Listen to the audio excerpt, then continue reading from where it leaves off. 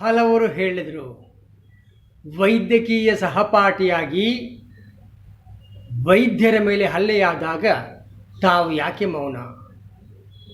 ಬಹುಶಃ ನೀಟ್ ಭ್ರಷ್ಟಾಚಾರದಿಂದ ಪ್ರತಿಭಾನ್ವಿತ ವಿದ್ಯಾರ್ಥಿಗಳು ಅವಕಾಶ ವಂಚಿತರಾಗಿ, ಆ ಅವಕಾಶಗಳು ಅನರ್ಹರ ಪಾಲಾಗಿ ಈ ವೈದ್ಯಕೀಯ ಶಿಕ್ಷಣದಿಂದ ವಿಮುಖರಾಗುತ್ತಿರುವಂತಹ ಈ ಕಾಲಘಟ್ಟದಲ್ಲಿ ವೈದ್ಯರ ಮೇಲೆ ಹಲ್ಲೆ, ಕೊಲೆಗಳು ಅತ್ಯಂತ ಅಪಾಯಕಾರಿ. ವೈದ್ಯ ಹಾಗೂ ರೋಗಿಯ ನಡುವೆ ಗೌರವದ ಅಂತರವನ್ನು ಇನ್ನಷ್ಟು ಹೆಚ್ಚಿಸಿದೆ. ಇದು ಖಂಡನೀಯ ಹಾಗೂ ಭವಿಷ್ಯದಲ್ಲಿ ಅಪಾಯಕಾರಿ.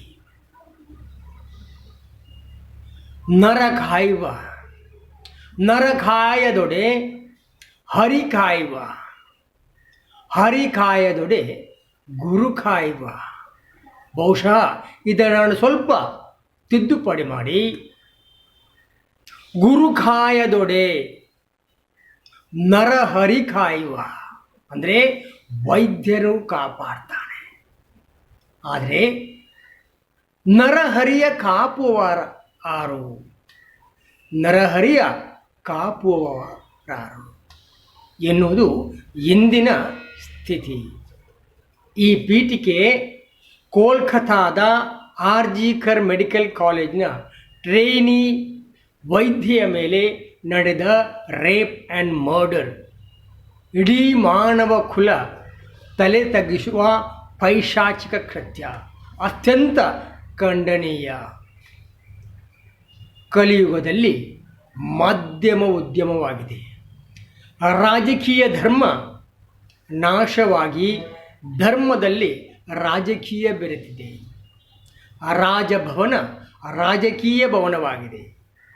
ವೈದ್ಯರ ವೃತ್ತಿ ಧರ್ಮವನ್ನು ಕಾರ್ಪೊರೇಟ್ ಆಸ್ಪತ್ರೆಗಳು ನುಂಗಿ ಹಾಕಿವೆ. ಎಲ್ಲ ಕ್ಷೇತ್ರಗಳಲ್ಲೂ ಹಣಬಲ, ತೋಲ್ಬಲ, ಪ್ರಾಮಾಣಿಕತೆಯನ್ನು ನುಂಗಿ ಹಾಕಿವೆ.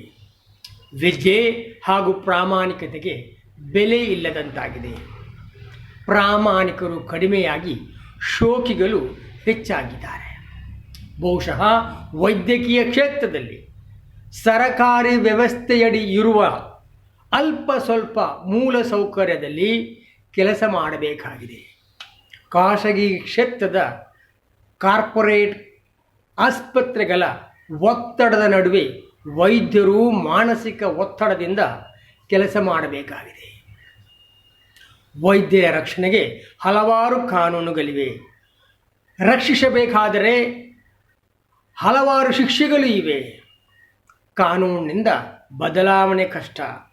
ಮಾನಸಿಕ ಸ್ಥಿತಿ ಬದಲಾವಣೆಯಿಂದ ವೈದ್ಯರನ್ನು ನಮ್ಮಂತೆಯೇ ಅವರೂ ಕೂಡ ಮಾನವರು ಎಂದು ಗೌರವದಿಂದ ಕಂಡಾಗ ಮಾತ್ರ ಬದಲಾವಣೆ ಸಾಧ್ಯ. ಸೂಕ್ತ ತನಿಖೆಯಾಗಲಿ, ತಪ್ಪಿತಸ್ಥರಿಗೆ ಶಿಕ್ಷೆಯಾಗಲಿ ಎಂಬುದೇ ನನ್ನ ಮನದಾಳದ ಮಾತು. ಜೈ ಹಿಂದ್.